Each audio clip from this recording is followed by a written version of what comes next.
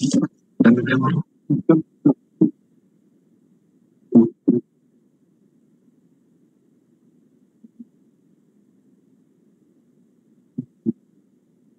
malos bloqueos de poner.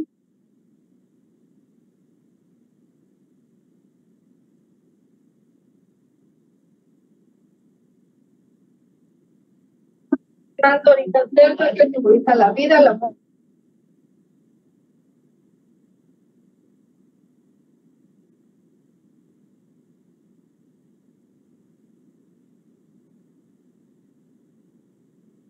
Dios,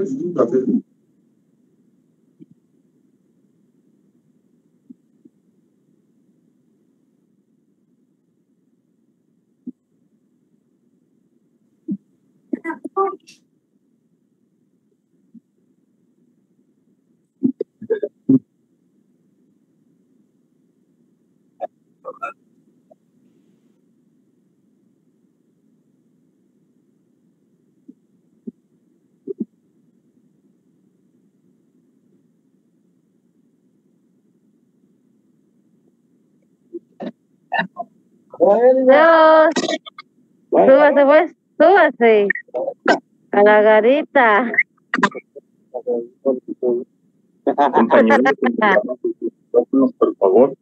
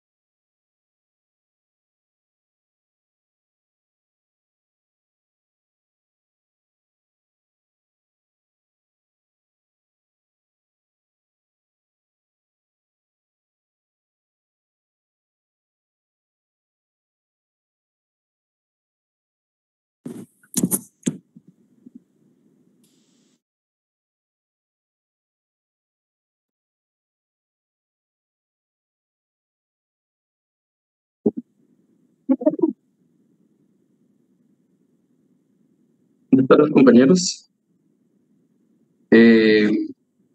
Quiero confirmar si me escuchan.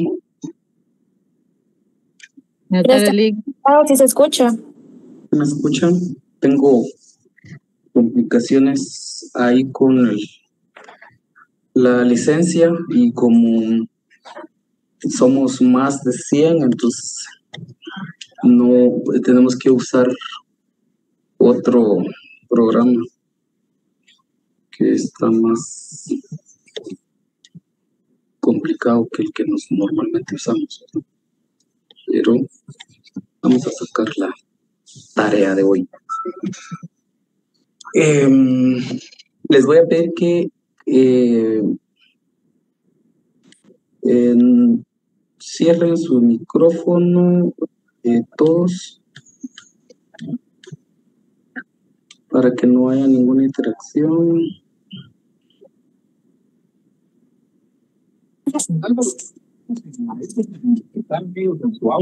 William, María de la Cruz y Fuentes, por favor cierre su micrófono.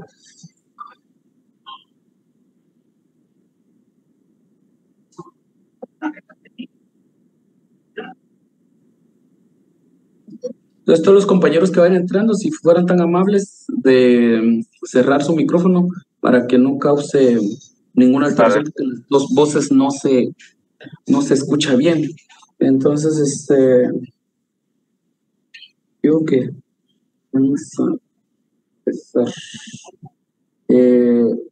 Quedamos con los compañeros auxiliares que les van a pasar un control de asistencia al empezar la clase, y un control de asistencia al cerrar la clase. Lo vamos a hacer de ese modo porque pues son 20 puntos, ¿verdad, compañeros? Y son 20 puntos de asistencia y no nos acostumbremos a esa mala práctica de tratar de burlar el sistema. Nosotros somos los que estamos encargados de la verificación de las leyes. A ustedes no les gustaría que un juez, si ustedes son los abogados del proceso, no les gustaría que un juez hiciera arreglos con el fiscal antes de ponerse, o sea, se pusieran de acuerdo ellos antes para afectarlo a usted, ¿verdad? Y si fuera usted el fiscal, tampoco le gustaría que el juez hiciera arreglos debajo de la mesa con el abogado. Y menos si usted fuera la víctima. No le gustaría que nadie alterara o quisiera hacer fraude a lo establecido. Entonces, acostumbrémonos, porque nosotros somos los que tenemos que cuidar que se cumplan las normas establecidas. Las puede faltar el albañil, el ingeniero, el economista, las puede faltar cualquier persona, porque no son ellos los encargados, pero nosotros sí somos los encargados de verificar eso. Entonces, como dirían aquellos vendedores de autobús, quítele el amor a una hora y ubiquémonos en el escritorio que les dije que pusieran ahí en la esquinita si no hay espacio en su casa, o metas a su habitación y ahí con su escritorio. Atentos, bien atentos. Vamos a empezar, vamos a continuar con lo que dejamos ayer pendiente. Ayer sacamos un punteado del tema, porque dijimos que no sabíamos cómo abordar, cómo doblegar al monstruo que tenemos enfrente. Cada vez que nosotros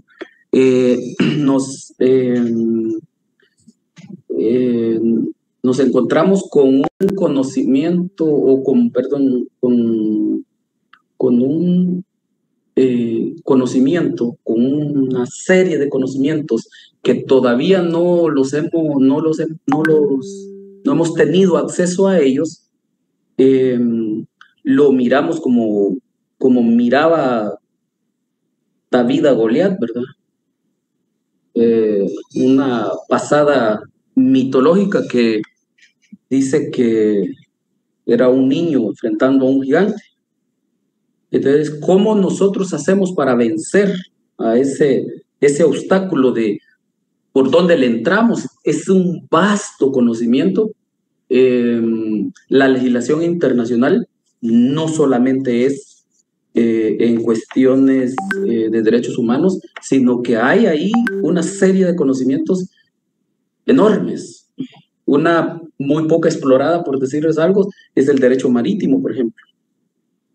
Que muy seguramente hasta estos 7 semestres que llevan ustedes no les han ni mencionado la palabra que existe, y eso toca tanto la legislación nacional como la legislación internacional.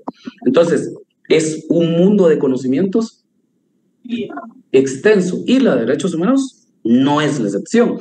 Entonces, para poderlo abordar, dijimos que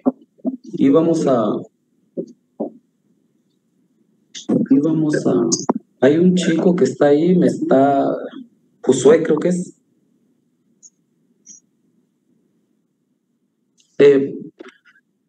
Dijimos que íbamos a utilizar el método científico de la inducción. Pero ¿cómo separamos algo tan enorme como el derecho internacional, que de sí ya tiene la clasificación del simple derecho internacional público y el derecho internacional público de los derechos humanos? sino que está compuesto de muchísimos elementos. Entonces, en el punteado que ayer hicimos, extraímos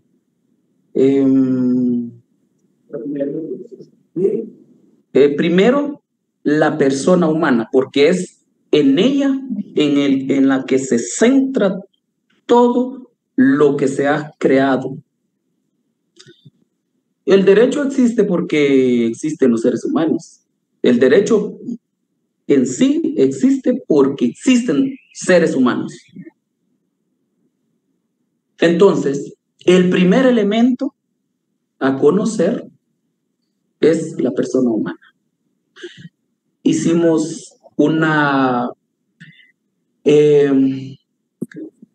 proyección sobre una proyección filosófica descriptiva, digamos, de Baruch Spinoza, un sujeto sumamente brillante,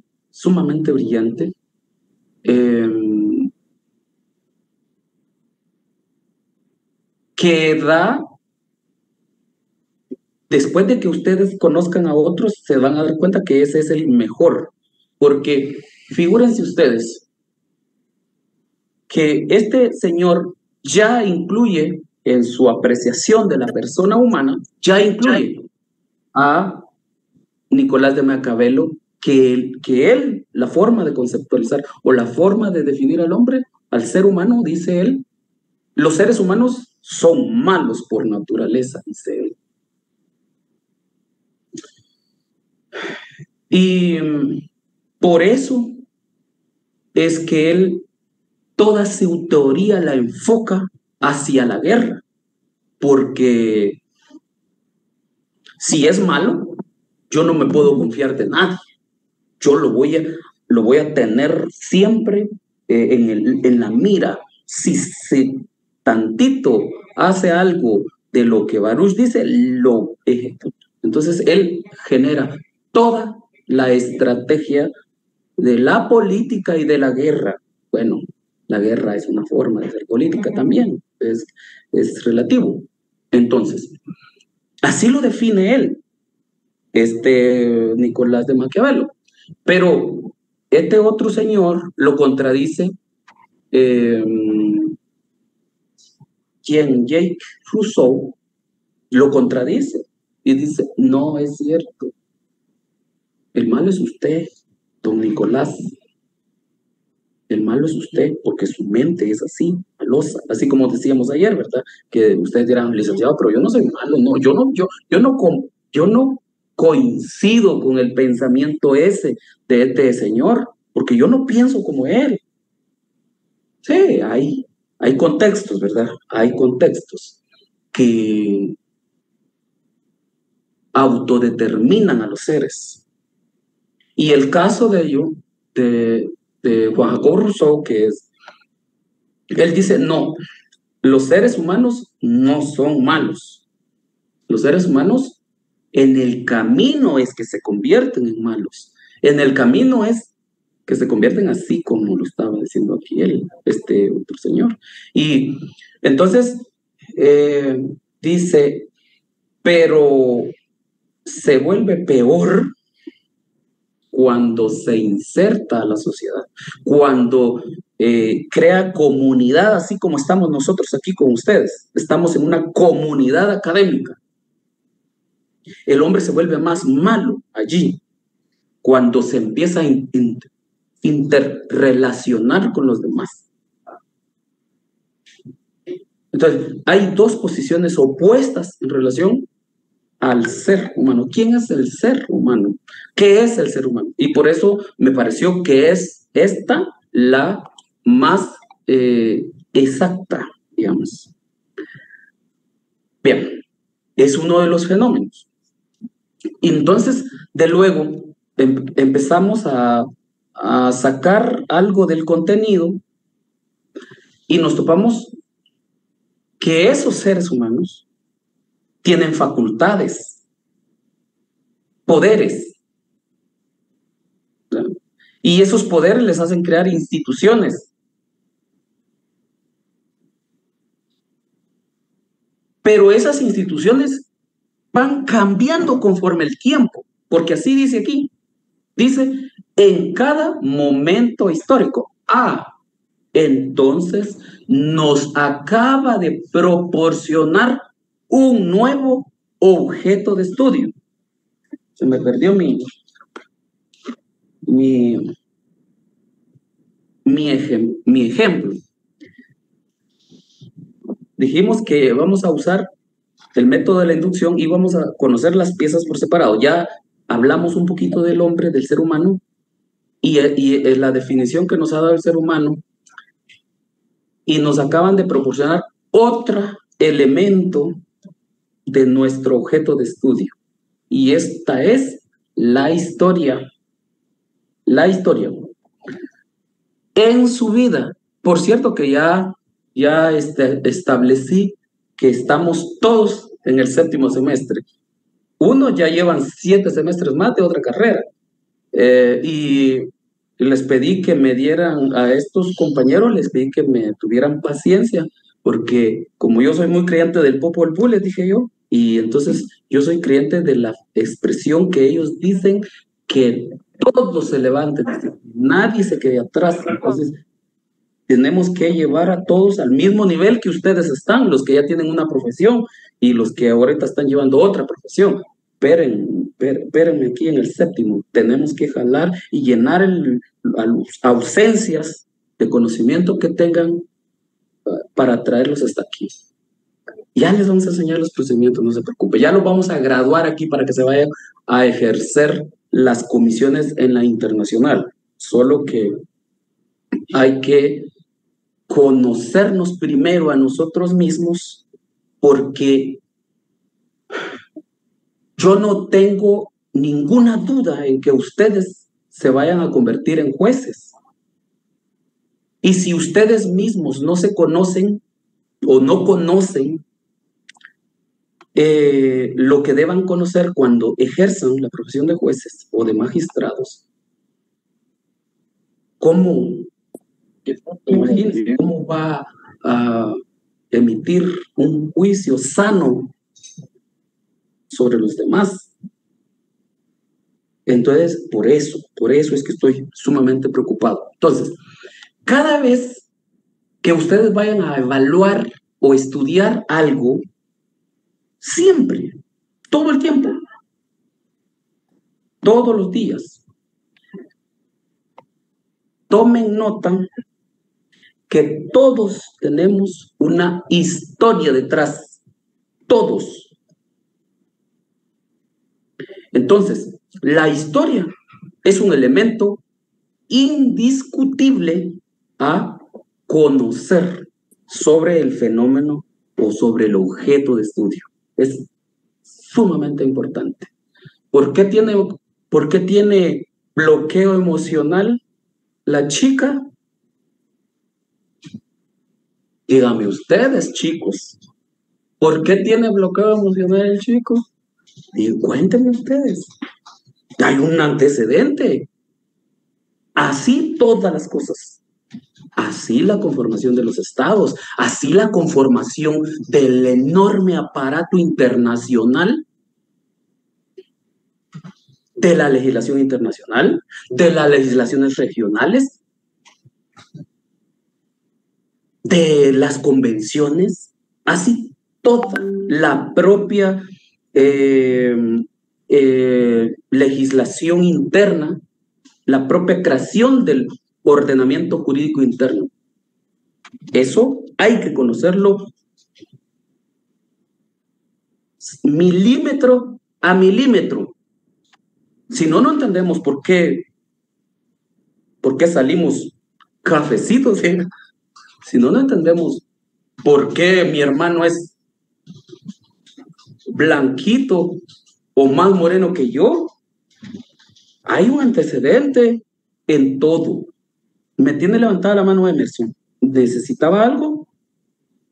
Licenciado, es que yo estuve en la clase desde el inicio, pero ahorita que me metí a llenar mi asistencia ya no funciona. Entonces quería pedirle si me podía activar. ¿Puede tratar el tema con Brandon? O el otro muchacho me Ok. está ayudando, un compañero. Yo le escribo por WhatsApp ahorita. Ok. Se les va a abrir 5 minutos más, Lick. Solo que estén atentos a que al inicio de clase, perdone, son 5 minutos como la instrucción que se giró, y antes de finalizar la clase, 5 minutos. Entonces sí debemos de estar atentos, compañeros. De acuerdo, muchas gracias. Listo. Bueno, hoy no está Brandon, ¿verdad? Yo, o será el mismo. Bien, pues continuamos. Estábamos indicando que uno de los elementos fundamentales en el objeto de estudio de cualquier rama, aún de la propia arquitectura, de la economía, de la política, de la ingeniería, de la medicina, de cualquier rama del conocimiento, es la historia. Bien. Entonces ya vamos dominando al monstruo el conocimiento que tenemos que dominar.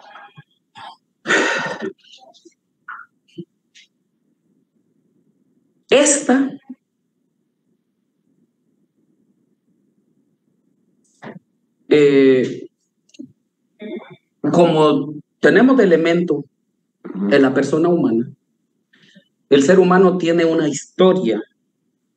No vamos a ir hasta que Dios sopló aire sobre un muñeco de barro, porque es muy extensa la historia de la humanidad. Solo algunas fases de momentos importantes. Por ejemplo, una de las partes más conocidas, porque todavía se suele encontrar en películas, en libros, allá en la Biblioteca Central, recomiendo que vayan. Cuiden la biblioteca. Carla Vanessa Chinchilla tiene que ver su micrófono. Y cuiden los libros y léanlos. Tienen permiso 7 días para llevarse los libros a su casa. Y si pueden encontrar ahí uno que se llama El tiburón y las sardinas, de nuestro excelentísimo doctor Juan José Arévalo Bermejo, se los recomiendo. Llévenselo a su casa o fotocopéenlo, tienen permiso de acuerdo al artículo 63 de la Ley de Derechos de Autor y Derechos Conexos. Fotocopeen y lean para que ustedes entiendan cómo es que han nacido los organismos internacionales y qué papel juega Guatemala en esos organismos internacionales. Es parte de la cultura general. Y miren el doctor Arévalo Bermejo, como era tan brillante el sujeto, ¿verdad? Que fue nuestro presidente, por cierto. Él lo hizo mediante una forma muy bonita. Lo hizo a través de una fábula. Ustedes no se aburren leyendo eso. Se los recomiendo. Ahí hay historias todavía de cómo funcionaban las monarquías en los libros y hasta en las películas. Hay una mitología del Robin Hood. Ni existió, pero es una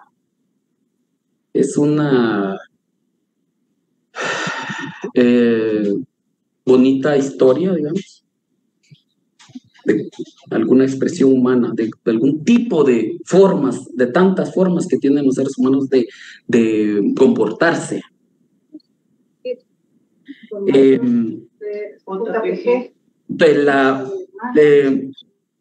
La monarquía tiene una forma peculiar de administrarse.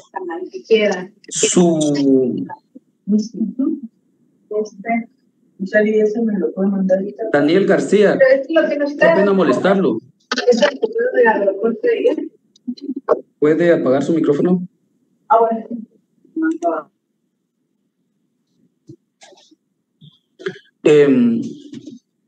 La monarquía tenía una particularidad que ellos decían que a ellos Dios los había puesto a gobernar.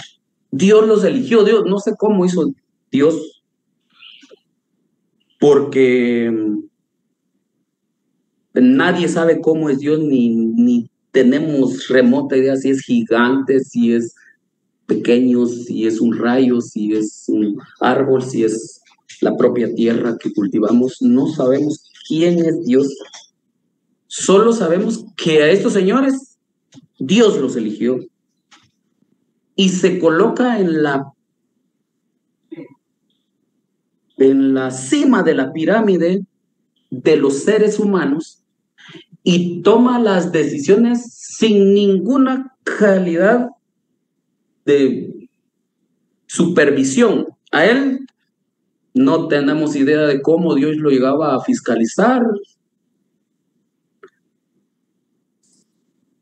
No sabemos cómo Dios le daba instrucción. Mira, trátame bien a aquel, porque aquel es compadre mío, o cuídame a aquella, porque aquella es mi novia, o saber cómo hacía Dios para darle instrucciones a eso. Pero ellos, si decidían tener 938 mujeres, las tenían. Que me corrijan ahí los cristianos si estoy mal, es el dato del rey Salomón. Él tenía 900, no sé cuántas mujeres. Incluyendo la reina de Saba, Incluyendo a su mera jefa. Gracias por el aporte. Imagínense, ¿quién le prohíbe? ¿Quién le prohíbe? Fíjense que les cuento algo del derecho civil. En Guatemala, porque fue un caso un caso de la vida real. Había unos señores árabes que llegan a la oficina a pedirnos que nosotros lo casemos con una persona guatemalteca. Pero resulta que este señor tiene un matrimonio registrado allá en su país, en Cisjordania. Entonces le dije, señor, disculpe, pero nosotros aquí no probamos. Eso constituye delito para nosotros, casar a una persona. Vean cómo es ahora de restringida la situación. Y el rey no tiene ningún problema con eso. Él puede hacer convocatoria pública para ver quiénes quieren ser las mujeres del rey. ¿Quién le prohíbe al rey eso? Él tomaba decisiones unilaterales, decía, vamos a ir a la guerra, y nos íbamos a la guerra. ¿Cuántos muertos iban a sufrir? ¿Qué es su CIDH, verdad? Nada. Aquí se aceptan palos, piedras, cuchillos, navajas, machetes, bombas de racimo, es una de las que está prohibida, ¿verdad? En la guerra. Tanques X, Y, Z, fusiles de todo tipo. No había ni una sola restricción porque él decidía que iban a ir allá, a la guerra, a conquistar aquel territorio que está allá. Entonces, porque como se podría decir que si Dios no es una persona palpable, entonces él básicamente lo representaba a Dios, ¿verdad? Básicamente, en sí. Porque, por cierto, él era el que hacía la justicia. Por cierto, que a él se le llegaba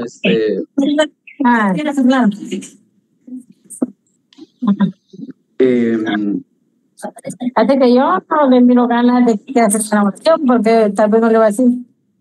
¿No? Verónica, su micrófono, disculpe.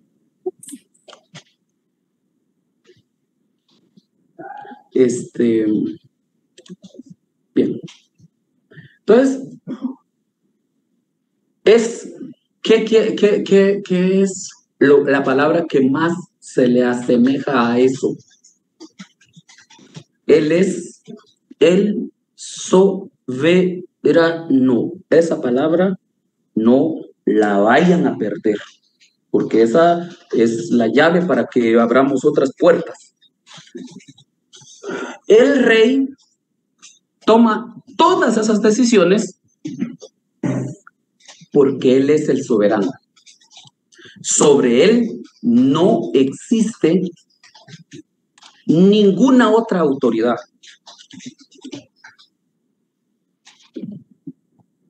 En tanto, tiene la plenitud que ya ahora ya lo conocemos nosotros como la libre determinación de decidir, voy a ir a ese restaurante y voy a pedir todos los platos de comida que me voy a comer y voy a irme sin pagar. Voy a irme a la playa una semana y voy a quedar ahí hasta que me vuelva moreno de tanto sol. Puedo irme a viajar a África, a Europa, y no voy a pagarle nada a nadie. El tipo es soberano, no hay nada que le pueda restringir ese poder que tiene. Bien, ya los definí a ustedes. Ya los definí porque eso es lo que son ustedes ahorita. Cuando esto, el punto en la historia, todos esos antecedentes, todo lo que podía ser, llega a un punto, es por ahí, por el año de 1109, por ahí, habrían pasado quizás unos 510 años después de la caída del Imperio Romano.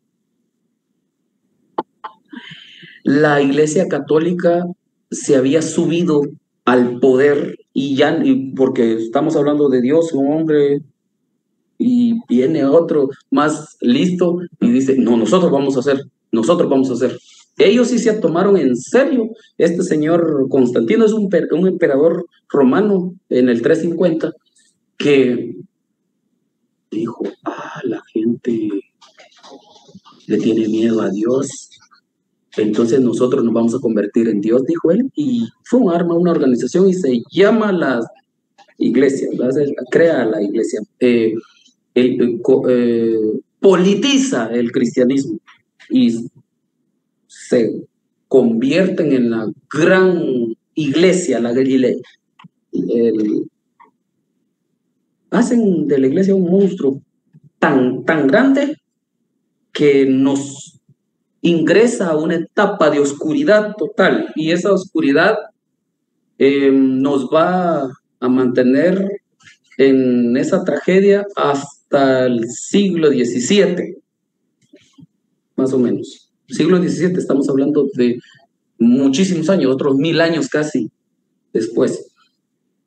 Entonces, el primer sujeto que tuvo conflictos con estos señores de la iglesia después de ya unos 850 años fue este señor que se llama Juan I, es un rey de Inglaterra.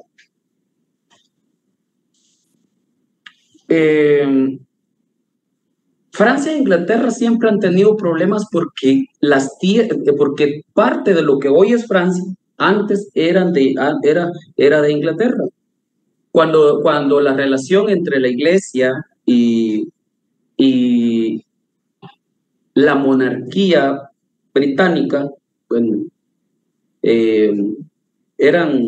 caminaban juntos, todo en paz, pero cuando empezaron a tener problemas, por ejemplo, el rey quiso poner autoridades eclesiásticas en su territorio, él las quería poner, y dijeron los señores de la iglesia, ¿y ustedes quién les dio la facultad para que pusieran autoridades, mis autoridades, que fueran afines a ustedes? Y se empezó el conflicto, pues. Entonces, el rey de Francia, aliado con la iglesia, con el papa, pues básicamente, empezaron a hacerle la guerra a los que estaban habitando, los ingleses, que estaban habitando territorio que hoy es francés. Bueno, ustedes saben, seguramente, trasládense a Europa ahorita. Mentalmente, pues, no vayan a ir a comprar el boleto todavía. Inglaterra es una isla y Francia es parte de esa gran extensión terrestre de Europa, ¿verdad? Entonces los franceses recuperaron toda la parte de lo que hoy es Francia y sacaron a los británicos, los mandaron para allá, para su isla, con la venia de la Iglesia Católica. Entonces, este rey Juan I, al ver que se le perdía, porque estos señores cobraban impuestos, si nos cobra el Estado a nosotros que somos mortales, comunes y corrientes, ¿cómo no le iban a cobrar a ellos, que eran autoridades supremas y soberanas? Estábamos diciendo, ¿verdad? ¿Cómo no le iban a cobrar impuestos a la gente? Entonces, esos territorios que se perdieron en la guerra que le hizo Felipe II y el señor ¿cómo se llama este?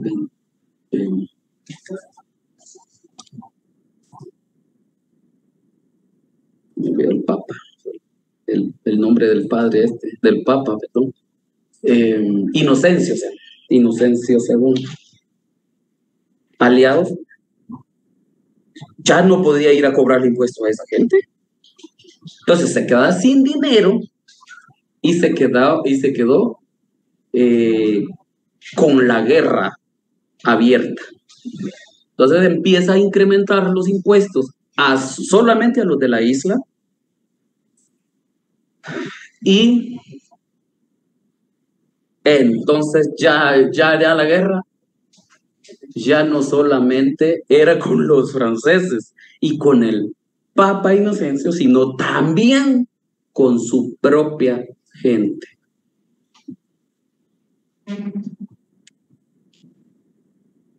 ¿Cómo es la estructura de la nobleza? Para que sepan, para que lo entiendan.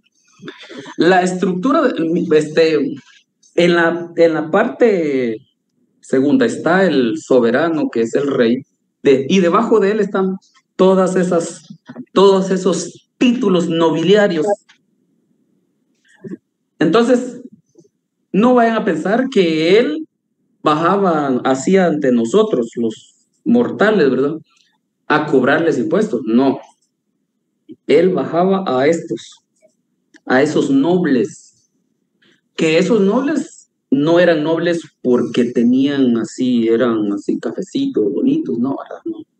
Esos nobles eran nobles o tenían grados nobiliarios porque administraban 500 hectáreas de azúcar, 25,000 hectáreas de café, 500 caballerías de cabeza de ganado. Ellos no eran nobles porque eran así guapos, ¿verdad? Así como nosotros, cafecitos. No. Ellos eran nobles o tenían estos títulos porque tenían dinero suficiente. Por eso era que tenían el grado. Entonces, este señor ya, con verse arrinconado con una guerra abierta contra la gran iglesia y contra los franceses, que nunca les han caído bien, ni ahora ni nunca les han caído bien, entonces tenía que ver de dónde sacaba dinero. Y empezó a explotar a esto. Entonces estos señores habilidosos dijeron, bueno, ¿saben qué? Se juntaron los varones de la corona inglesa y se fueron con Inocencio y le dijeron, mire, señor Inocencio, vamos a ayudarle a usted a derrocar a este señor porque ya nos está colmando la paciencia. nos está elevando demasiado los impuestos y entonces vamos a... De acuerdo, dijo, démosle. Y se fueron, y lo fueron a arrinconar al punto de que cuando lo lograron tener todos, la corona francesa, la iglesia católica liderada por Inocencio y los nobles y la nobleza, cuando ya tenían al rey con todas las armas apuntándole, nos va a tener que firmar un documento, mi estimado Alejandro, si no quiere que lo matemos aquí. Y nace el primer instrumento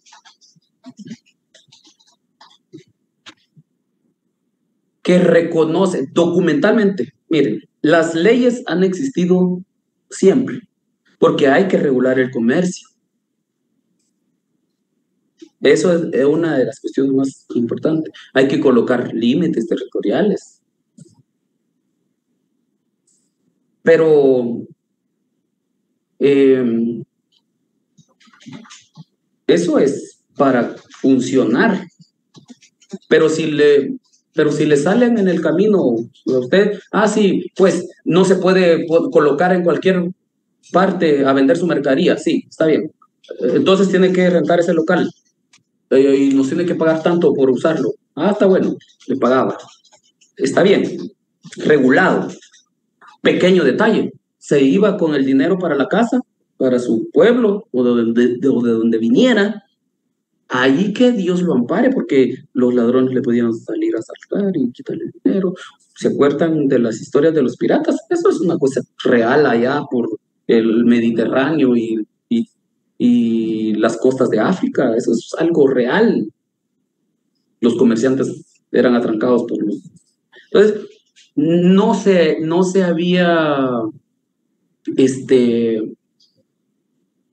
había expuesto algunas situaciones tan puntuales en relación al ser humano.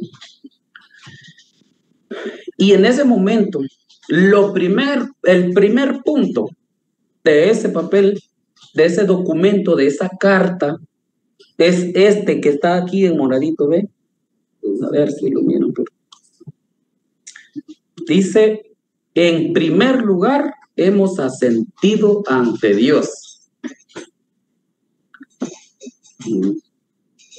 No era ante Dios, era ante las armas que habían asentido, pero ellos dijeron aquí el único que es bueno es Dios. Y por esta, nuestra presente carta, confirmada por todos los participantes y nuestros herederos para siempre, que la Iglesia de Inglaterra sea libre y gozará inviolablemente de todos sus derechos y libertades. Que por cierto, uno de los primeros lugares donde se empezó a ejecutar la reforma de Lutero fue allí.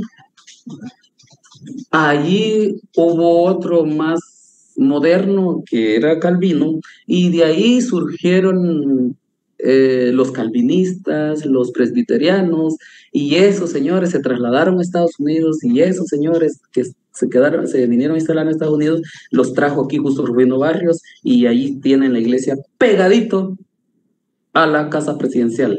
Ahí la tienen. Por si pensaban ustedes que solo aquí nuestra Sagrada Catedral estaba ahí enfrente del Palacio Nacional. No, ahí atrás están ellos, estos rebeldes con causa que habían acorralado a Juan I. Entonces, eso es lo primero, que la iglesia empiece a tomar distancia de la administración del poder. Eso es un gran paso, ese es un primer gran paso, porque el dogma le ha hecho mucho daño a la humanidad. Y aquí ya está dando el primer paso, fundamental. Pero me gustó ese otro este otro postulado, dice, ningún hombre libre será arrestado o detenido en prisión, desposeído de sus bienes, proscrito, desterrado, molestado de alguna manera, sino por juicio legal de sus pares o por la ley del país. Principio de legalidad se llama eso. Hoy es una garantía procesal, es un principio constitucional de legalidad. No hay pena sin ley, no hay delito sin ley, sin una tipología penal, no hay. También dice, nadie puede, podemos hacer todo lo que la ley no prohíbe. Entonces, solo lo que la ley prohíbe es lo que no se puede hacer. Pero este está aún mejor. A nadie le negaremos el derecho a la justicia. Escuchen, futuros jueces y magistrados y futuros fiscales del Ministerio Público. A nadie le negaremos, retardaremos el derecho a la justicia. Imagínense, este documento se firmó en Canterbury en el año de 1215. Y este documento le da origen a las monarquías parlamentarias.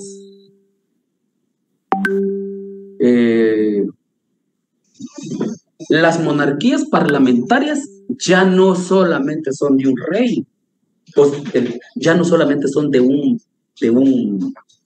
una persona. Pero quiero todavía compartirles algo que quiero que tomen nota de aquí, porque aquí no están involucrados ustedes, ¿oyeron? Ni yo. Ah, sí, licenciado, usted, ¿qué se cree? Sí, yo tampoco estoy involucrado ahí. Esto no es para mí. Esto es para estos. ¿Quién es usted y quién soy yo aquí? Somos la parte verde.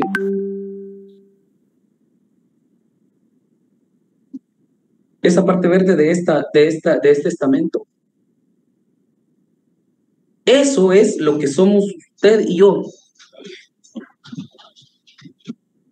A menos que usted sea dueño de Guatemala, o sea, digamos que tenga registrado Guatemala, el territorio, este mapita así. A menos que lo tenga registrado en el Registro General de la Propiedad como suyo, entonces me retracto de lo que acabo de decir. Pero no es así. Yo sé que no es así porque yo he visto que hay un montón de registros y títulos allá. Y no, Guatemala está fragmentada como en 500,000 de fincas. Entonces, eso a nosotros no nos aplicaba. Nosotros en estas estructuras a las que esto les llegaba, les aplicaba, ahí éramos tipos que tenían una marca, que éramos propiedad de, éramos esclavos. Aquí somos esclavos.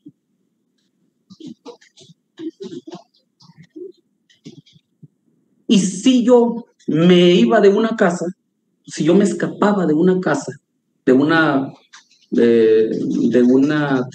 casa de nobles, por allá me agarraban los de la otra casa y me tenían que traer de regreso. De hecho, en esta carta se establece que si encuentran, no se lo queden, sino que lo tienen que devolver. ¿Por qué? Porque carga un sello con el escudo de la casa a la que pertenece el esclavo.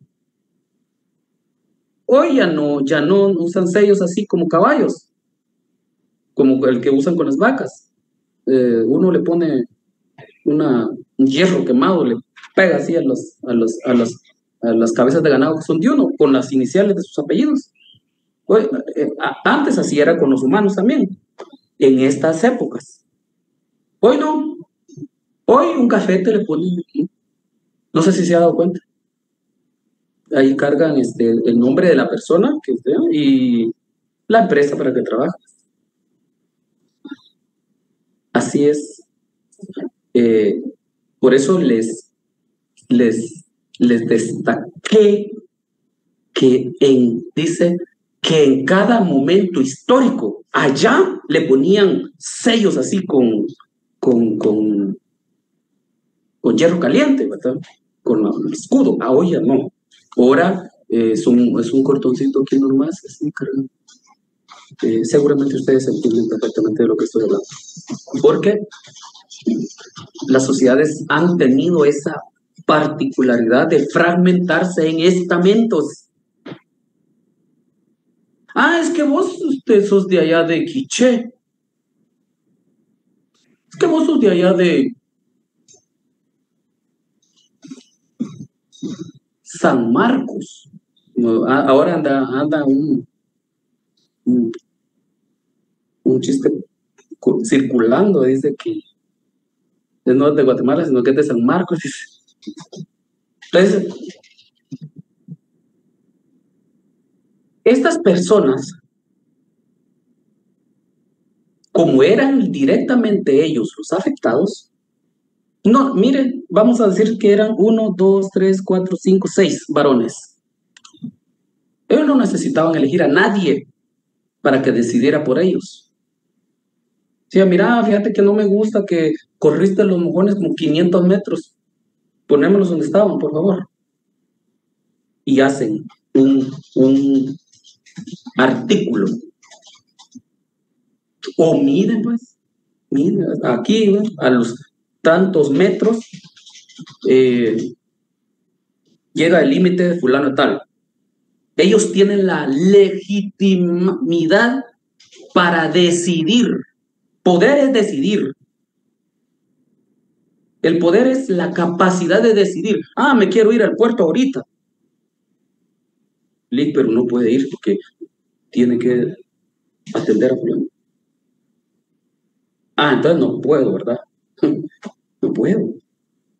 O tal vez algunos compañeros aquí tratan de tener escuela más tarde. No se pueden ir a fistear. No pueden. Poder es tener la capacidad de hacer algo. Ellos tenían esa capacidad. Pero ellos no iban a decidir para los verdecitos estos de aquí abajo. Ellos iban a decidir por ellos y para ellos. Bien. Y entonces decidieron. Lo malo es que, o lo bueno, mejor dicho, es que le dieron ideas a los de abajo. Buenísimas ideas. No se imaginan cuánto. Si quieren, mañana les sigo contando de esas ideas, cómo se materializaron, cómo se ejecutaron esas ideas, porque si los varones se levantan a tumbar a este señor, entonces ya no hay uno. Entonces ya no hay uno. Hay 10. 10 que tienen la capacidad de decidir qué hacer. Y eso es lo que se llama la monarquía parlamentaria. Es decir, una monarquía o un tipo de gobierno que discute hacia dónde quieren ir, pero ellos. Figúrense que, por ejemplo, en Europa todavía funciona el parlamentarismo como un sistema de gobierno. Hoy en día, en Alemania. En Alemania no se elige, en Alemania e Inglaterra no se elige el presidente de la República así como aquí, que todo montón de gente sin ninguna nivel de conocimiento. Es que me dio una porrita, voy a ir a votar por él. En Inglaterra no es así, y en Alemania tampoco. Allí se eligen a los parlamentarios, y los parlamentarios en asamblea eligen a su primer ministro, que es el canciller. O sea, ese es el que mandan en las reuniones. Y se junta con nuestro presidente, ¿verdad? Pero solo que nuestro presidente lo elegimos nosotros.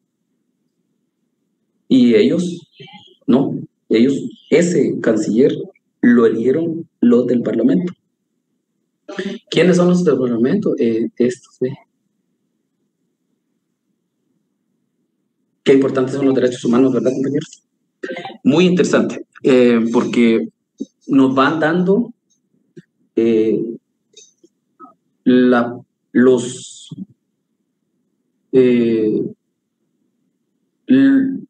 elementos, los componentes, cómo se han ido conformando los componentes de los derechos humanos. Entonces, esas personas tienen legitimidad para hacer lo que se les dé la gana. Ya no es solo una persona, como el caso del monarca, ¿verdad? Sino que ahora ya son varias personas. Y van a llegar a ser muchos más. Entonces, mañana les sigo platicando de otro más actual, otro documento más actual. Hasta que lleguemos a los documentos que por lo que vinieron aquí, porque como tenemos hasta el 25, entonces sobre el examen del viernes, yo les voy a compartir material escrito, no es mucho, es los antecedentes históricos, y vamos a hacer un examen de ahí.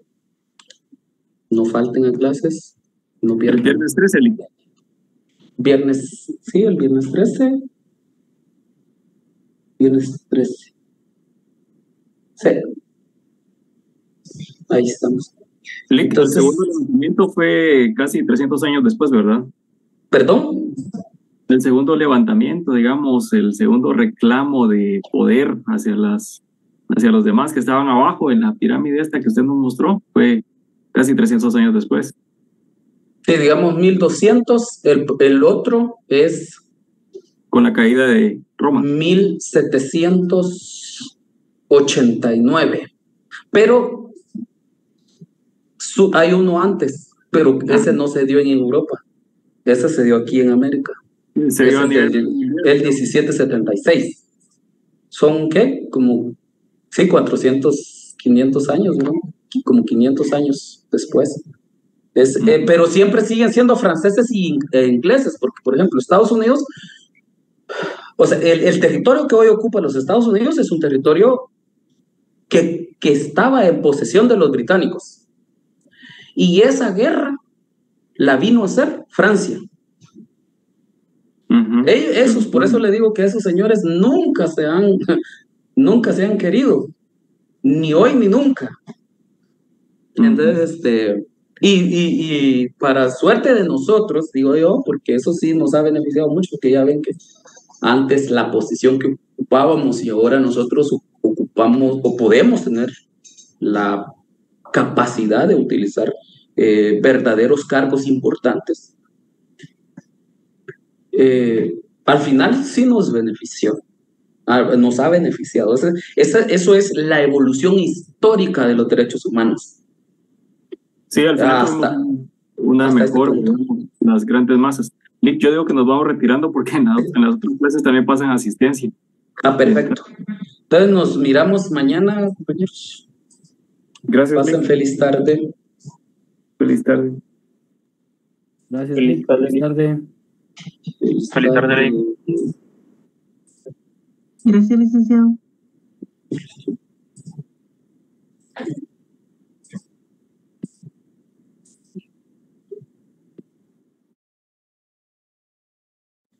Lista, licenciada.